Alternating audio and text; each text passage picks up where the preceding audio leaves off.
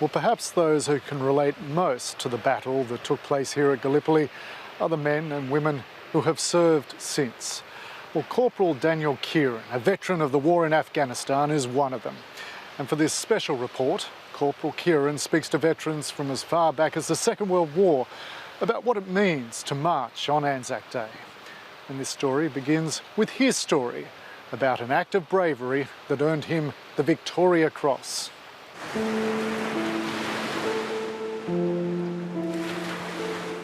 I'd only had 3.5, 4 years of training before I went on my first operational deployment.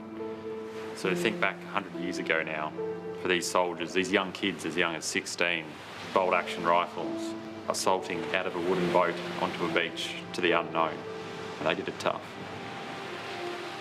It's quite important to reflect back on those guys 100 years ago, that Anzac spirit that was forged on the shores of Gallipoli, and to come 100 years on and to know that it's still alive and well is quite remarkable.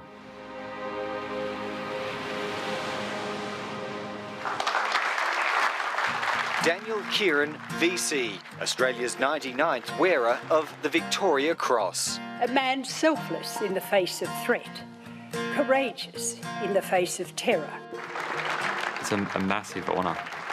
It's so humbled to have received the Victoria Cross, and at the end of the day, it's your mates, your peers that have nominated you for something like this. It's one of those times that I will never forget.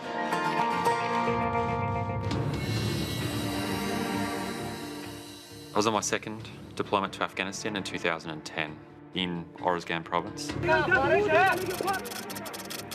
We were there for not very long before we realised that it was a very high threat area. We're going to push it up, mate. And sure enough, another 100 metres down, as we came around the last building in the village of Derriput itself, we came under fire. I nearly got killed in the first minute of this firefight. I remember the bullets sort of striking in front of the ground, so they're kicking up dust in front of me straight away and skidding to the left and to the right of me. One of the guys was hit nearly ordered like straight away. I remember looking over to my left, and there's a heap of guys around the casualty, really big target, someone to start shooting at me. I made the decision that I needed to try and draw fire away from the casualty. So I've run across the top of this hill to draw fire away, and it's one of those crazy things that actually worked. If you give someone something to shoot at, they usually shoot at it.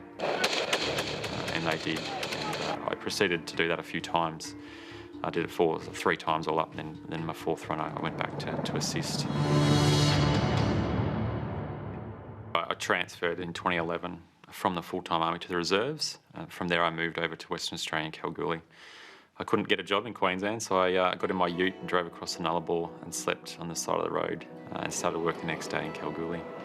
I stayed there for the last 3.5 years, and from there I've only just moved back to Brisbane.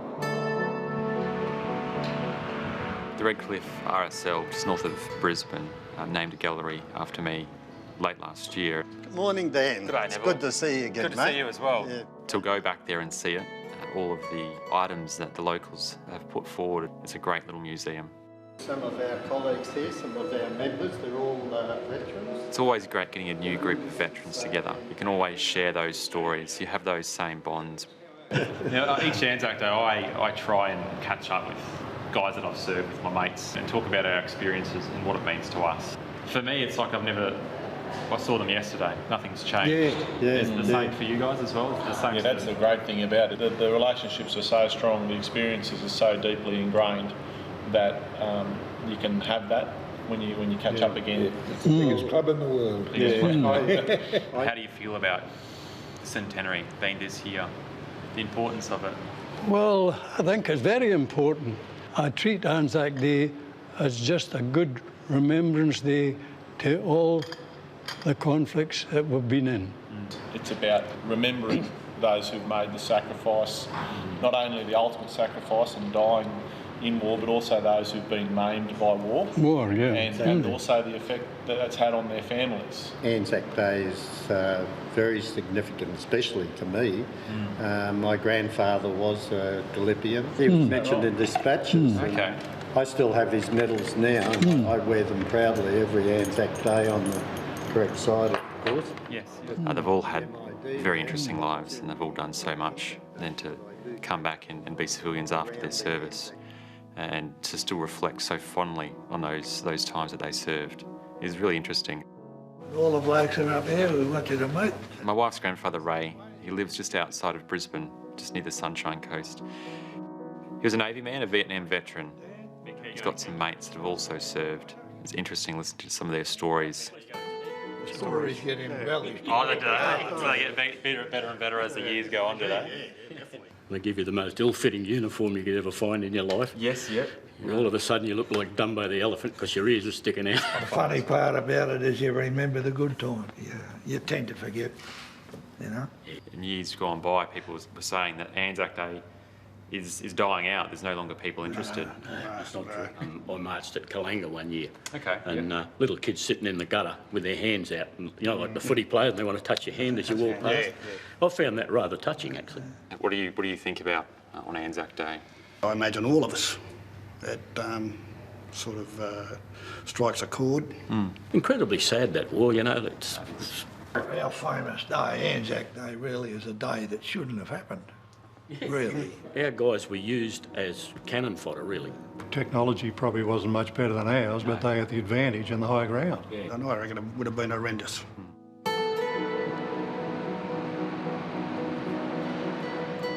We always hear about this Anzac spirit. What does it mean? What does it represent? And I can tell you, as a modern soldier, to be in combat, to see the guys in action, those things of courage, working together as a team, your mates, the humour that's still involved, and all those terminologies that were first brought about 100 years ago, are still alive and well.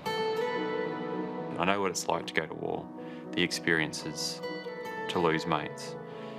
So to commemorate Anzac Day this year is extremely important.